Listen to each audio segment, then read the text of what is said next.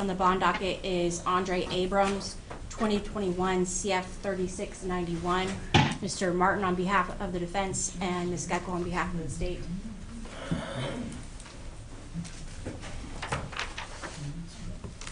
All right, good morning, sir, or afternoon, sir. Morning. Yes, good afternoon. Yes, sir. All right, get you raise your right hand. Swear the testimony you're going to give today is the truth, the whole truth, nothing but the truth, so help you God. Yes, Your Honor. All right, Mr. Martin. So, Your Honor, the defense filed a motion for post-trial release pending appeal pursuant to Florida Rule Criminal Procedure 3.691. I don't know if the court had a chance to review the motion. I'm going to look at that right now, sir.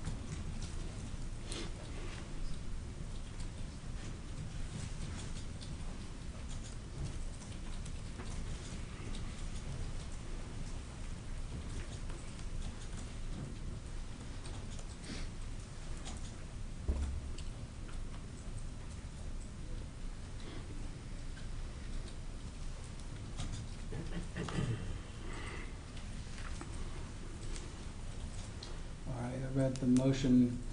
It references some letters. So. There are quite a bit of letters of support in the court file, and just to give the court, just even though it's outlined in the motion, to give the court a little background. Mr. Abrams was sentenced based off a jury verdict that occurred on May 6th. In which he was originally charged with 3 counts of aggravated assault with a deadly weapon. The jury verdict came back finding 3 counts of improper exhibition of a weapon. Subsequently to that, Mr. Abrams' sentencing, the trial judge vacated counts 2 and 3. So he's here on a single count of improper exhibition of a weapon, a first-degree misdemeanor. Mr. Abrams has exercised his right to an appeal. And he's asking this court, the trial court, and I guess inherently, to grant him appeal on bond.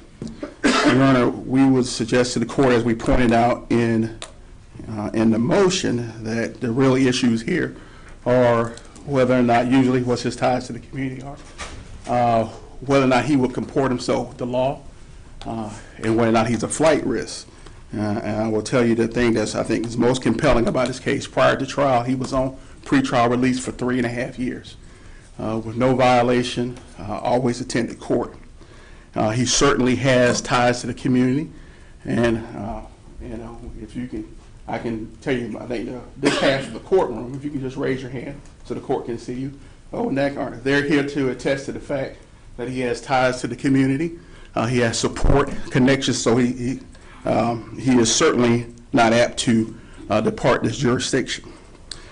Although the sentence is certainly burdensome to Mr. Abrams and his family, I can, I guess, in all rationality, say that this is the type of sentence which he received, which is a year in the county jail, is so bad that there's a presumption that he's going to flee because of it, Your Honor. This is a misdemeanor. He doesn't have any prior felonies. He has extensive ties to this community. In all frankness, I will respectfully suggest to the court there's no real reason not to allow him release on some type of bond. All right, Ms. Gable? Yes, Your Honor. I just want to point out to the court that under the rules of the post-trial release with which this motion was filed, it does state that this decision is to be made by either the trial or the appellate court. The trial judge in this case was Judge Brewer. He has already ruled on other previous motions that have been filed post-trial and post-conviction. And so I think the appropriate court or appropriate judge to hear this motion should be Judge Brewer. And even, I would say this to Judge Krieder as well, because he's already handled the motions post-trial and post-conviction, the most appropriate person to hear this is Judge Brewer. So it should be redocketed to a time and a place that Judge Brewer is available to be heard. So in response to that, I think the language used is trial court or appellate court. And when a statute or a rule uses that language, I think it's presumed that the drafters of the rule or the statute knew what words to use. And if they meant trial judge, they would have said trial judge. They said trial court, which typically refers to the institution with jurisdiction. Very similar to what Your Honor is doing here today. You're sitting in for the trial court, Judge Krieder, who is presiding over the jurisdiction here for this trial court. So I think it's in the proper place, Your Honor. So Judge Brewer did the trial, He did the trial, and then who did the sentencing? Judge Brewer. And I will point out, as far as the issues of Why is it in Judge Krider's What? court? How is it here? because this is a trial case, a court with the trial jurisdiction. So he was covering. Yes. Judge Brewer was covering trial, Your Honor. Gotcha. Yes. State, any response to that? I'm sorry. Is there any response to that response? Your Honor, just because it says, well, the fact that it says trial or appellate court, again, Judge Brewer, even though it's in front of Division I, Judge Brewer has been ruling on the post-trial and post-conviction motions that have been filed pending appeal. And so for that reason, since he's already making those decisions, he is the appropriate judge to make this decision as well. If I can just follow up very briefly with that, Judge Krieder is the individual who signed off on all the appellate paperwork, ordering transcripts, things like that, which would be typical because the case is back before before Judge Krieder. I think there's some distinction between when there is, I guess, judicial labor that comes into that notion of sitting through a trial that is pertinent on sentencing that's just not present in this type of motion. And I guess I should be clear, the order, or excuse me, what was ruled on by Judge Brewer was the order denying defendant's motion to mitigate sentence. So he's already done one order in this case, Your Honor. So let me ask you this question. Obviously, the motion is filed after an appeal was filed. Was any of this addressed by Judge Brewer at sentencing? Was this request made? No, No. it wasn't addressed with Judge Brewer at all. Okay. Let me just see if I can find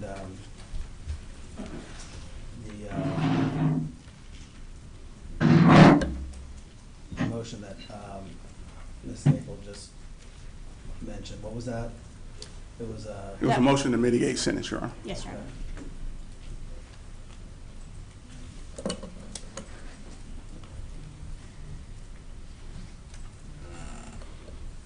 Is there anybody here that wants to say anything, or they're just here for?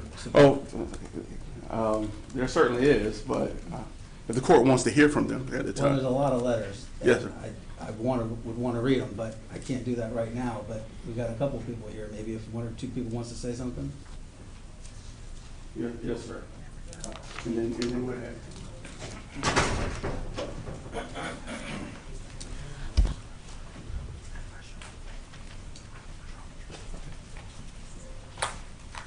Get out.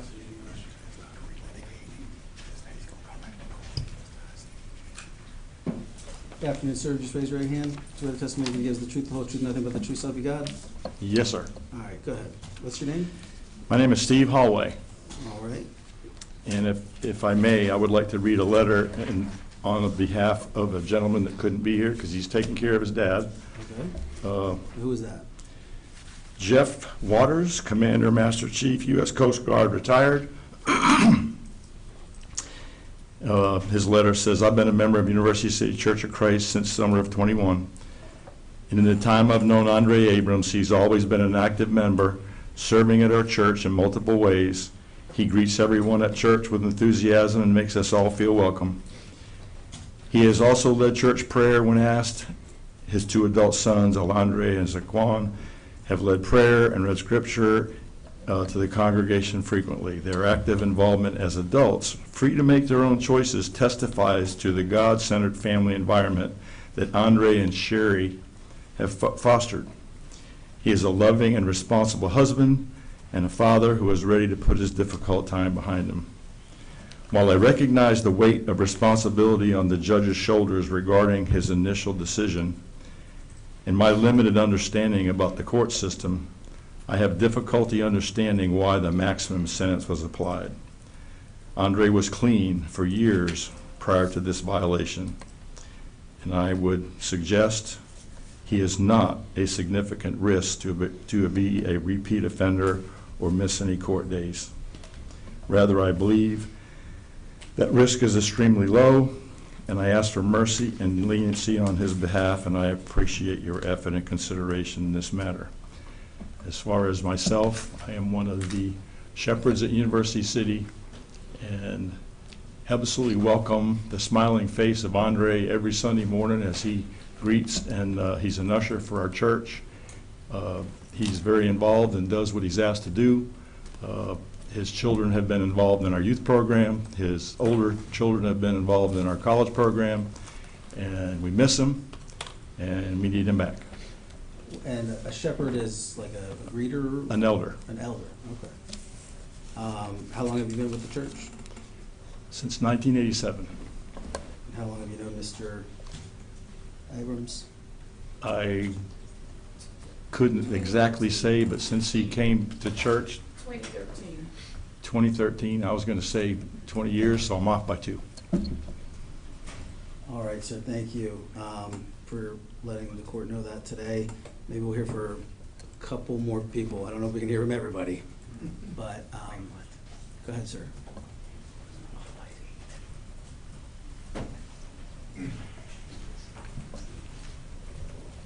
Morning or afternoon, how are you? Good afternoon. What was your name? Lon Sullivan. All right, you raise your right hand, please. Yes, Swear sir. the testimony you're going to give is the truth, the whole truth, nothing but the truth, so help you God. Amen. All righty, go ahead, sir.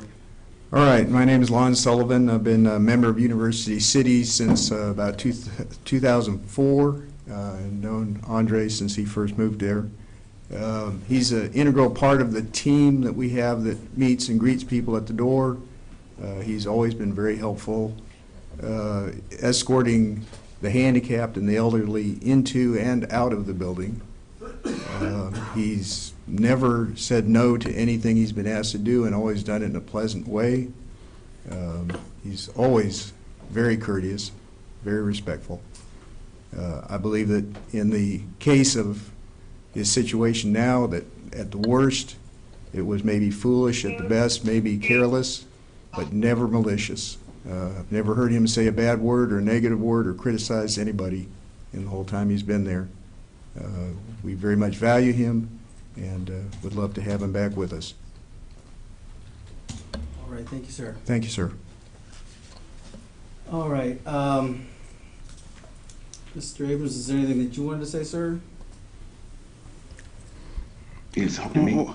Yes, sir. So, Hey, yes, sir. And you don't have to. so but Mr. take your Abrams, time to do it. Yes. I think, But I- hold on. Go ahead. you know, Your Honor, I think what Mr. Abrams certainly made clear is that he is not taking this appeal lightly. He's doing it as a matter of right. He doesn't have any prior felonies, and he certainly will abide by any court order in return here, and he will, as he promised before when he was released on pretrial release, he certainly will comply with that again. So, Mr. Abrams, I mean, those are the issues. There's something else you want to add, you certainly are free to do Yes, so. sir. Go ahead, sir. Yes, sir. I would like to add is that the flight risk, I am not a flight risk. I was on probation for 3.5 years. I always Pretrial reported release, when I needed to go somewhere. I always reported when I needed to go. Go ahead. I always reported when I needed to go out of town or something like that. During those years when I was on probation for the 3.5 years, I traveled to Fort Lauderdale to visit family for family outing and for funerals. I always came back. I reported before I left to the bond agent. At the time, I had to do a dual report. I was at Meridian for felony forensics. I also reported to Meridian when I needed to go somewhere. I traveled to Orlando, Florida, several occasions to drop my son off to the airport and to retrieve him from the airport in Orlando. I also traveled to Lakeland. We have a daughter that's in Kaiser College. I traveled down to Lakeland to enroll her into college, my wife and I. I always returned. I always reported when I needed to go. I always reported when I came back. On several occasions, we traveled to Jacksonville, my wife and I, and the kids. We attended one of our sister churches in Jacksonville, Florida. I always reported that I checked in and said I would like to go to Jacksonville. And the last excursion that my wife and I did. And so, Mr. Abrams, I hate to interrupt you, and I apologize for that. But I think you certainly made it clear that you will certainly abide by the court's order to stay in touch. All right. Yes, sir. Thank you, sir. A couple quick questions, just so I can make my notes. How many people are here for Mr. Abrams? Just raise your hand. 1, 2, 3, 4, 5, 6, 7, 8, 9, 10. All right. And the 3 up here? No? Okay. You just got stuck in the middle there. Abrams sandwich. All right. So 10 people. And how many of the 10 people, just raise your hand, are part of the church? All of you? Okay. All right. And then how many of you, there's a bunch of letters in here. How many of you do you think, if you had to guess, you're pretty certain that your letter is in the court file? Just a couple, maybe 3. Okay. And just so I'd like to read those. What was the name of the people that wrote the letters that they think are in the court file? What's your name, ma'am? Sherry Abrams, his wife. All right. And then Alexia? A-N-A. I-A. Z-I-A. All right. And you're the daughter, a daughter. And then someone back there? I think raise their hand. No? I think the gentleman in the way back. Did you raise your hand, sir? Or no? I helped him with some of his court letters, yes. Okay, all right. All right. Well, is there anything else from the state? Nothing else to add, Your Honor. Anything else from you, sir? No, sir. All right. I do think that it's properly before the court as an institution, so I think I can, I don't think we have to bring this back in front of Judge Brewer. That being said, what I would like to do, and I think this is the fairest thing to you, sir, as well as all the people that are here that obviously support you, and all the people that have supported you in writing your letters.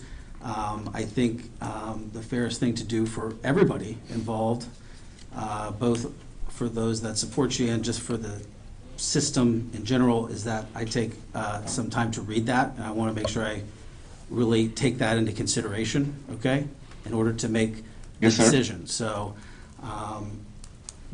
if I were to take this under advisement, do we need to come back for anything, or? Well, not as far as testimony, I don't believe. The court is going to have to do a written order. Yeah, so I'll do a written order, and then, based on that order, There may be some response, you're we right. need to, yeah, and obviously, if there is, let's say that I were to grant it, but there was conditions, I think we need to come back for that. Yes, sir. So, why don't we,